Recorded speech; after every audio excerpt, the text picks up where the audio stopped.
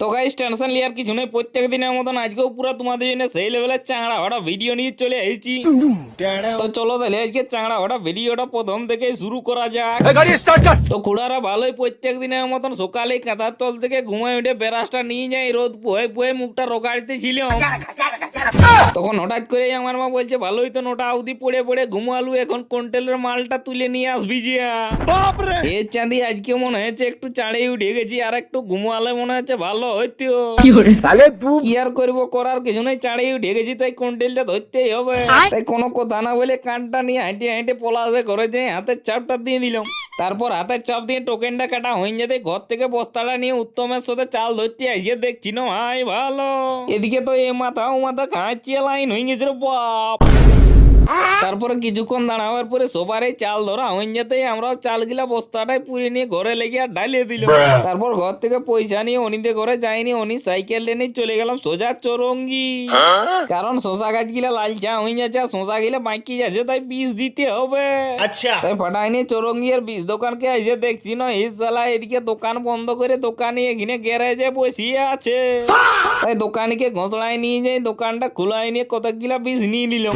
বীজ কিনা হয়ে যেতে আস্তে আস্তে ঘর দিকে যেতে এইলাম না, দেখছি রাস্তার ধারটায় একটা গাড়ি খাঁচিয়ে লাইট বিকে আছে। এই লোকগুলা আরো বলছে এই লাইটটা ঘরে লেগে লাগালে নাকি ঘরের একটা মশাইও থাকবে না, সব মরিয়ে যাবে। তাই আমিও ওইখান থেকে একটা এলইডি লাইট কিনে নিয়ে চলে গেলাম সোজা ঘরে এসে গামছাটার বীজ গিলা নিয়ে জেঠিতে তার থেকে ট্যাঙ্কিটা গাড়ি নিয়ে চলে গেলাম শশা বিলকে বীজ দিতে। প্রথমে টেপে আসিনি ট্যাঙ্কিটায় জলটা ভরে নিয়ে বীজটা জুত করে গুলিয়ে নিলাম। তারপর ট্যাঙ্কিটা গাড়ি এনে পুরো বিল গিলে বোখারে নিয়ে বীজটা দিয়া হয়ে যেতে পাঠায় নিয়ে চলে গেলাম সোজা আর ঘর দিকে আসি না ভাগ্নির সাথে চকলেটটা নিয়ে একটু ভেলকি করতে হিলাম না, মায়ে বলছে দোকান যে একটা নেট কিনে আনবি।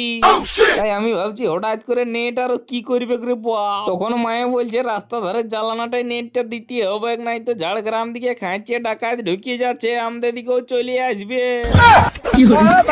তখন আমি ভাবছি জ্বালানা দিয়ে কি করে ঢুকবে, এটা তো কোপার ঠোকরানা ডাকাত বটে। তখন আমি বলি মায়ে বলে জানতেই হবে, বেশি না ভাবে পাঠায় নিয়ে চলে গেলাম সোজা বন্ধুদার দোকান নেট কিনতে। বন্ধুদার দোকানে আইসি নি এই নেটটা নাপানাপি করে নিয়ে ঘরে লেগে রেখে দিয়ে নিয়ে জুতি করে চানটা করে নিয়ে আর ভাতটা পুরো ধোসা আড়ে মারি দিন।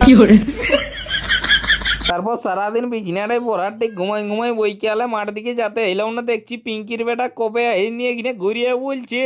তাই ইয়ার সাথে একটু ভেলকি করে নিয়ে আমি শুভেন্দু আর জয়া হাঁটে হাঁটে মাঠে যাই একটু আড্ডা মারিলাম। তারপর সন্ধ্যাবেলা ঘর যাওয়ার সময় দেখছি না আজকে বুধবার বলে হাট বসেছে, তাই হালকা করে চার দিয়ে ঘুরে ঘুরে বাজারটা করে নিয়ে লাস্টে বিরিয়ানি ফুচকা খাই ভিডিওটা শেষ করে দিলাম। এরকম